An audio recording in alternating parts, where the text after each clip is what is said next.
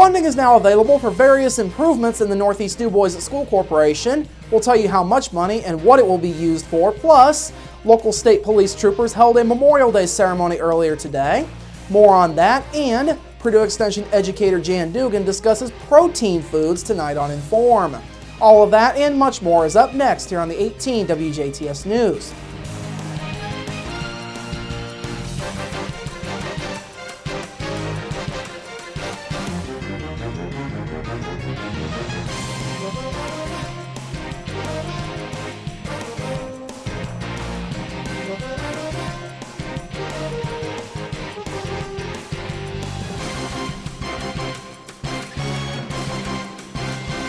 Hello, I'm Bradford Raths. The Northeast DuBois School Corporation is set to get more funding to be used for building renovations and other related projects.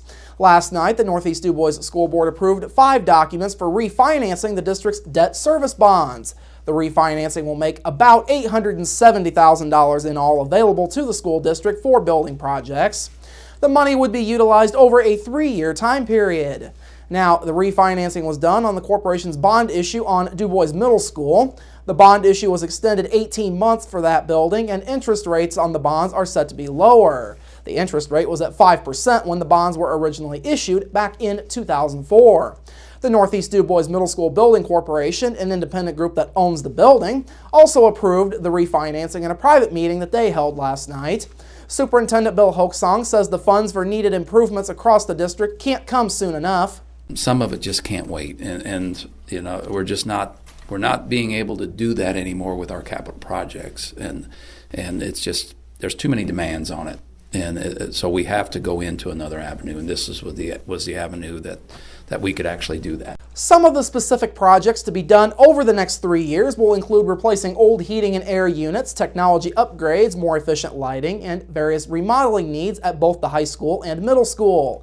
Hoaksong says the refinancing will not affect the district's tax rate for 2015. It's set to remain the same as it was for this year. Also last night, the board heard a presentation on the ongoing work with the corporation's strategic plan. 4 teams in all worked on the plan, and the plan focused on organizational goals, engagement, professional development, and learning environment.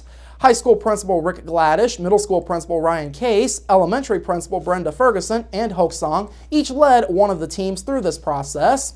Hoaksong says the plan has already had an impact across the district. We've had several accomplishments. You know, communication's a big issue in probably every organization that works with people. And you know, one of our goals was to have some kind of mass communication system, and we discovered. You know, and problem with that was everything we looked into was so expensive, and we found something free, and you can't beat free. So we started using Remind 101, and it's been really a blessing. Hoaksong says some of the specific achievements to date include the addition of 2 professional development days for staff to next year's school calendar, a new and improved corporation web page, and the goals of the strategic plan being worked into teacher evaluations. Memorial Day weekend is fast approaching, and local police are honoring those who have made the ultimate sacrifice. Earlier today, troopers at the Jasper post of the Indiana State Police held their annual memorial service to remember troopers who died in the line of duty. 46 members of the state police in all have died since the department began back in 1933. All 46 names were read during this morning's ceremony. Sergeant Philip Hensley with the Jasper Post says the best way to honor those who have passed on is to continue serving Hoosiers. It's a true testament for each member of the state police to go out and to serve as a tribute to their legacy, to those fallen, so that we should never forget. And that's the purpose of Police Week. It's the purpose of the National Police Officers Memorial Day, and it's the purpose of each post having their service. The ceremony also honored several retired members of the state police. Jasper Police Chief Mike Bennett was one of those recognized. Bennett served for 33 years with the Indiana State Police. He retired from the force back in 2005. Bennett says being a state police officer was the fulfillment of a lifelong dream. There's not a finer profession in the world than law enforcement. It's such a rewarding career. You're able to do so much good, and you're able to make a difference. So that's what we enjoyed about it here. Bennett says those who gave their lives to protect citizens should always be remembered. When you make that supreme sacrifice, giving your life in the line of duty, it's something that everybody should remember and should reflect upon. and not forget those individuals, because they made the department what it is. And but for the grace of God go I. So it's nice to remember those who have given that ultimate sacrifice. The ceremony got underway at 11 o'clock this morning. All Indiana State Police posts hold a similar ceremony around the Memorial Day holiday. In other news this evening, troopers with the Indiana State Police Jasper Post will be conducting a sobriety checkpoint in Daviess County coming up later this week. On Friday, troopers will be at the checkpoint, which will be at an undisclosed location in Daviess County. Drivers passing through the checkpoint should have their driver's licenses and vehicle registrations ready to present to troopers. They will only be stopped briefly while troopers determine if further investigation is necessary.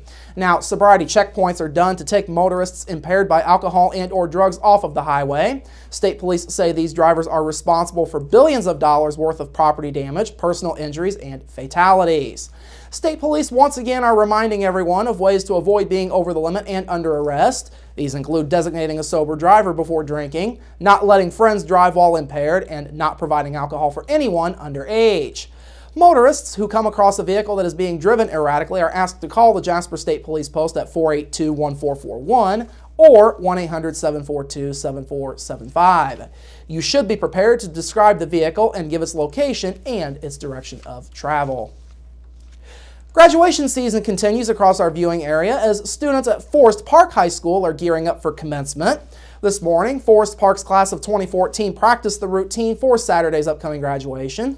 127 seniors in all are set to receive their diplomas this year. The class boasts 13 valedictorians in all and 1 salutatorian.